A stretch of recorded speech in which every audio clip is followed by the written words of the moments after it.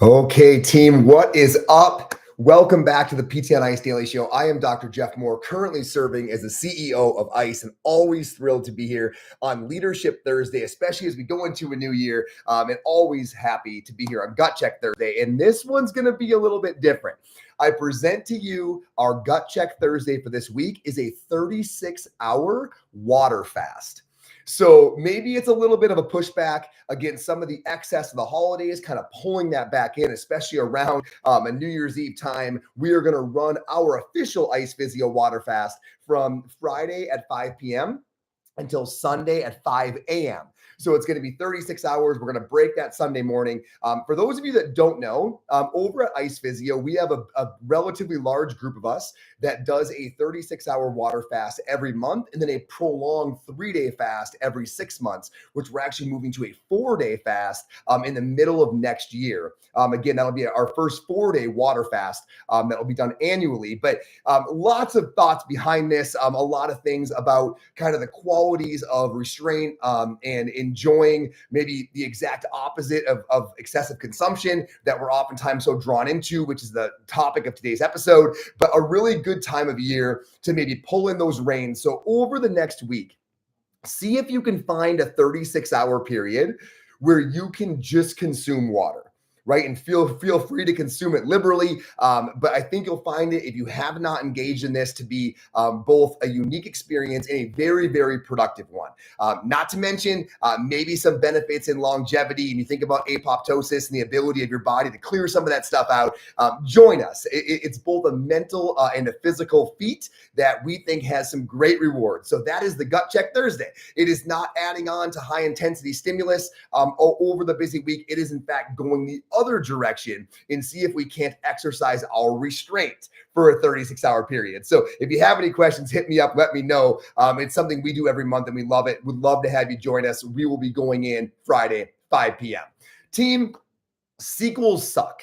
I think we can all agree with that. So let's dive in and talk about why. And I want to give you an action item as we are about to turn the calendar page to 2024. I want to leave you with a thought to maybe move in the opposite direction of what is too commonly done, not unlike the Gut Check Thursday this week. So we all agree that sequels suck. The question is, why do sequels consistently suck? And of course, there's some exceptions, and we don't need to play that game. Generally speaking, they leave a bit to be desired. Why? The answer is that it's impossible to be authentic when you're copying from a template and people connect with authenticity.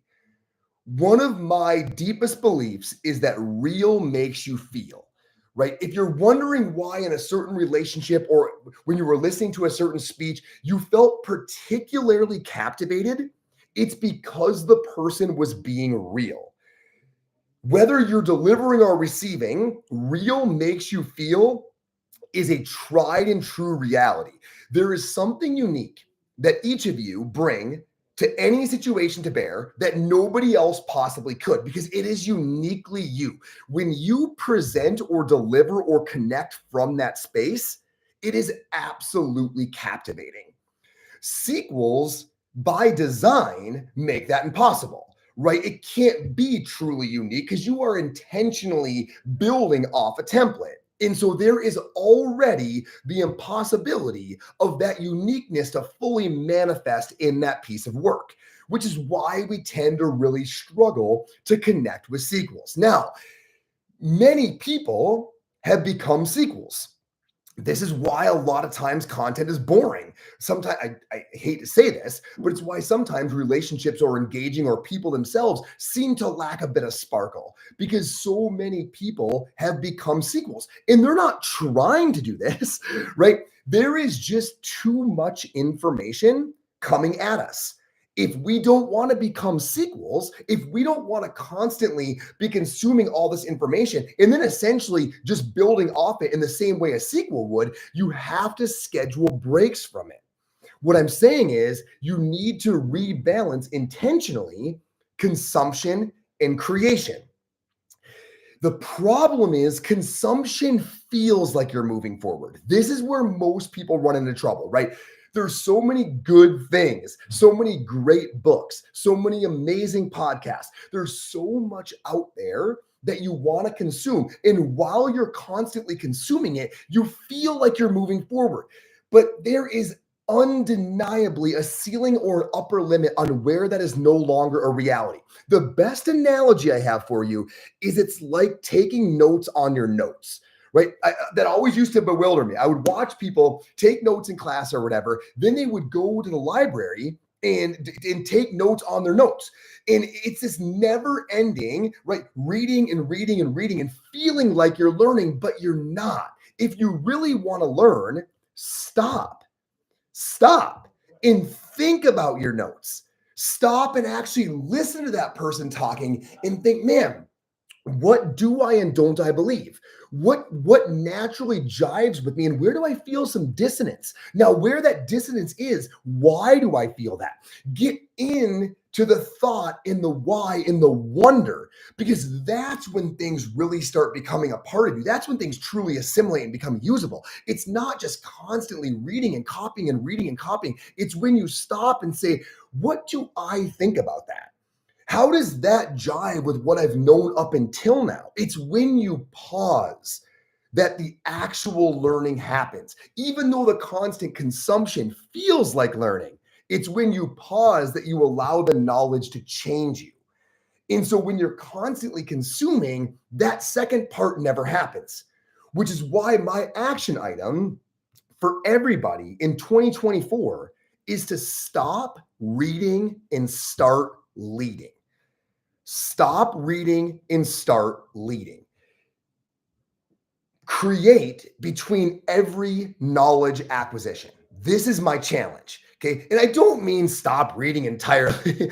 I mean, begin to develop a more balanced schedule between creation and consumption by committing to creating in between every knowledge acquisition, as opposed to finishing the end credits on one Audible book and starting the next one immediately.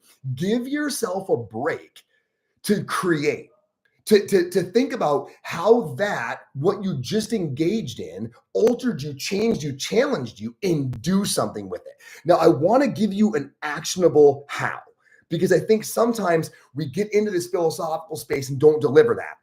My how for you in 2024, if you're trying to rebalance consumption and creation, is to have a forced content schedule, meaning something that you commit to putting out for somebody. Okay. This could be for your business, your community, your family, your gym, your church, right? Whatever you're involved in, commit to a content schedule. Being forced to create at a regular rhythm is the greatest way that I know to successfully approximate your true self, meaning your unique self, meaning the thing that people are drawn to and captivated by because nobody else could be that thing. Being forced to create at a regular rhythm is the greatest way that I personally know to successfully approximate your true self. Commit to a schedule. As I kind of look at my world, there's nothing I'm more thankful for than this podcast is a great example, which every week we're having to think about how do we think about things and how could we share it with our community. And I think about things that we do at ICE, like Hump Day Hustling or even Gut Check Thursday, like coming up with that fast this morning. But we are committed to you all that we're going to put things out for you. And that forces us, if we don't just want to be replicas, to be original and think about what we want to share and what means something to us. And that allows us then to come to these platforms and try to successfully approximate our true selves. And that process is really, in many ways, in my opinion anyhow, what life is all about. And certainly one of the things we enjoy most about sharing and receiving is when we do successively approximate our true selves. So commit to a rhythm. In this new year coming up in 2024, don't create an endless consumption list. Instead, share your unique creations on a committed schedule. It will force your hand. It will make you say, well, I can't go consume nugget number 7,206 this week. I need to pause because I said I was going to put something out. I need to stop taking notes on my notes and start doing some real thinking because I need to bring something to bear. Commit to creating regular organic content to somebody, to your family, gym, church, business, community, whatever, and decide that in 2024, you're never going to miss one of those marks, you are going to find by the end of the year that you have learned so much about the way that you think about the constant stream of information coming at you. It will be that will carry more value than, I promise you, any single part of that endless, incessant communication or information stream, because it is your uniqueness you're trying to find and share with the world. And it is that which they will receive most voraciously, I promise you. In 2024, let's rebalance consumption and creation. Team, big alert on the courses. The prices go up Monday. So if you want to grab an ICE Physio course, all the $650 courses go to $695 on Monday overnight.